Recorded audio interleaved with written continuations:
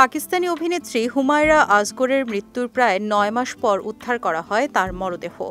৪২ বছর বয়সী এই অভিনেত্রীর পচাগলা মরদেহ পাকিস্তানের করাচি এলাকার ভাড়া বাসা থেকে ৮ জুলাই উদ্ধার করে পুলিশ।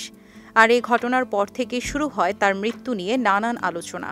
কিভাবে তার মৃত্যু হলো আর কেন কেউ তার খোঁজ নেয়নি সে নিয়ে নানান প্রশ্ন সামনে আসে। এবার হুমায়রার ফ্ল্যাট থেকে রহস্যজনক সাদা গুঁড়ো উদ্ধার করে নতুন রহস্যের ইঙ্গিত দিল পাকিস্তানি পুলিশ। সংবাদ মাধ্যম ডেইলি টাইমসের এক প্রতিবেদন থেকে জানা গেছে, গত ৮ জুলাই গিজরি থানার পুলিশ ওই ফ্ল্যাটে প্রবেশ করে হুমায়রার মরদেহ উদ্ধার করে। দীর্ঘদিন ভাড়া না দেওয়ায় বাড়ির মালিকের করা উচ্ছেদ মামলার পরিপ্রেক্ষিতে ফ্ল্যাটে প্রবেশ করে তারা।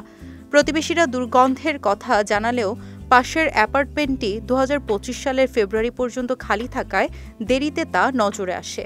ফ্ল্যাটের প্রধান দরজা ও বারান্দার দরজার ভেতর থেকে তালাবদ্ধ ছিল, যা দেখে ধারণা করা হচ্ছে মৃত্যুর সময় হুমায়রা একাই ছিলেন। তবে অভিনেত্রীর ফ্ল্যাটে তল্লাশি চালিয়ে পুলিশ ৩ থেকে ৪টি মাটির পাত্রে থাকা একটি সাদা গুঁড়ো জাতীয় পদার্থ উদ্ধার করেছে।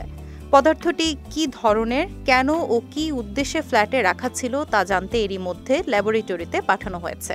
কেমিক্যাল অ্যানালাইসিসের রিপোর্ট পেলেই সাদা গুঁড়োর প্রকৃতি ও উপাদান সম্পর্কে নিশ্চিত হওয়া যাবে। ১৯৯২ সালের ১০ অক্টোবর লাহোরে জন্ম নেয়া হুমায়রা আজগর ছিলেন একাধিক প্রতিভার অধিকারী। ন্যাশনাল কলেজ অব আর্টস থেকে ফাইন আর্টস, টেলিভিশন ও ফিল্ম বিষয়ে পড়াশোনা শেষে পাঞ্জাব বিশ্ববিদ্যালয় থেকে এমফিল ডিগ্রি অর্জন করেন তিনি। পরে ২০১৩ সালে মডেল হিসেবে কর্মজীবন শুরু করে অভিনয়ে নাম লেখান প্রয়াত এই অভিনেত্রী।